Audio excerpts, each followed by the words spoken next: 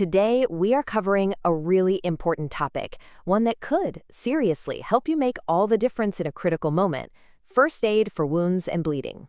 Knowing what to do when things go wrong is an incredible skill to have. So just imagine for a second. An accident happens right in front of you. Someone's hurt, they're bleeding. That initial jolt of panic is totally normal. But what if, instead of freezing up, you knew exactly what to do? In this explainer, we're going to walk through the simple, life-saving steps you can take to be in control when it really, really counts. All right, let's dive right in. Before you can treat an injury, you've got to understand it. So we're going to start with the absolute basics. So what even is a wound? Well, on the simplest level, it's just a break in the skin. But that simple definition covers everything from a tiny paper cut to a major life-threatening injury. And as we're about to see, figuring out the type of wound is the very first clue to how serious it is. Okay, now let's get a little more specific. We're going to break down the common types of wounds and bleeding you might actually see out in the world. Being able to spot the difference is absolutely the first step to giving the right kind of help. First up is a laceration, which is really just a fancy word for a cut. A simple one might be a clean slice from a sharp knife. But a complex one, maybe from a heavy impact, is going to look more torn and ragged, and that usually means a bigger risk of infection. Next, we have the abrasion. You probably know this as a scrape or maybe road rash. Think about falling on the sidewalk. It's superficial, which just means it's on the top layers of skin.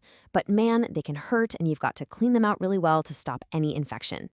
Now, check this out. A puncture wound can be so deceptive.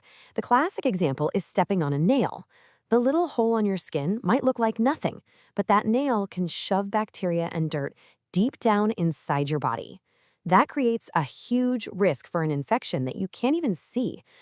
Okay, this right here is a really, really crucial difference to understand. Not all bleeding is the same. If you see bright red blood that is literally spurting out in time with the person's heartbeat, that's arterial bleeding. It's under high pressure and it's extremely dangerous. On the other hand, a steady flow of darker red blood, that's venous bleeding. Still very serious, but it's under lower pressure. Knowing the difference tells you just how urgent the situation really is. And this brings us to the single most life-threatening problem that comes from severe blood loss: shock.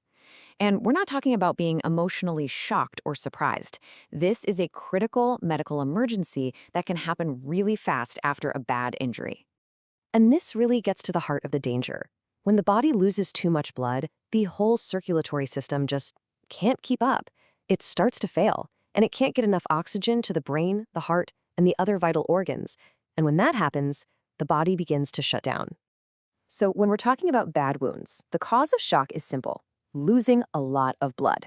And the consequence is just as simple and just as scary. No blood means no oxygen. And without oxygen, the body's most important systems start to fail.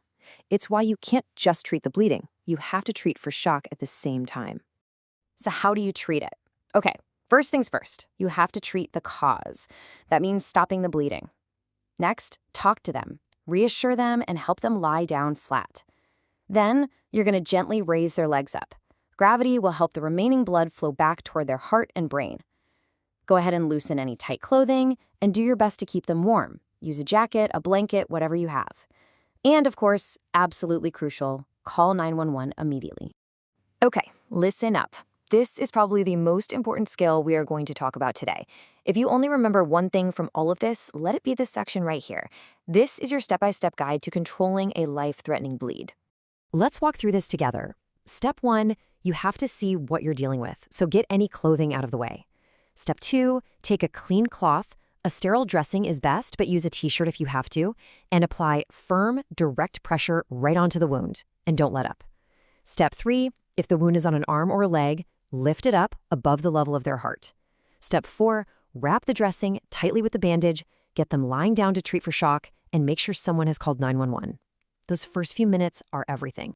Now, those big ideas, pressure and elevation, they work for a lot of different injuries. But let's quickly look at a couple of other common situations you might run into and how you might have to adjust your plan.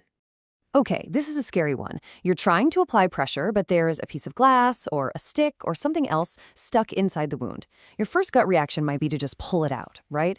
But what should you really do? This is one of the most important rules in all of first aid. I'm going to say it again. Do not remove the object.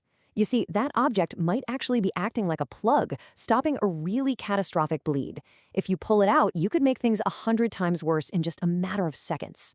So instead of pulling it out, you have to work around it. Apply firm pressure on either side of the object to help control the bleeding. Then you're going to build up padding all around it with gauze or folded cloths, whatever you've got, to hold it steady. You want to stop it from wiggling around. Bandage over the padding, not the object itself, and get that person to a hospital right away. All right, let's end with something much more common, the humble nosebleed. The key here, and a lot of people get this wrong, is to sit down and lean your head forward, not back. Leaning back just makes the blood go down your throat. So lean forward, pinch the soft part of your nose really firmly, and just hold it for a full 10 minutes. If it's still bleeding heavily after 30 minutes, that's when it's time to call a doctor. So after all of these steps, all these procedures, what's the real takeaway? It's this. Bandages, dressings, all that stuff, they're just tools. In an emergency, the most powerful and most important tool is you. It's your ability to take a breath, stay calm enough to remember this stuff, to act fast, and to get professional help on the way. You are the one who can truly make the difference.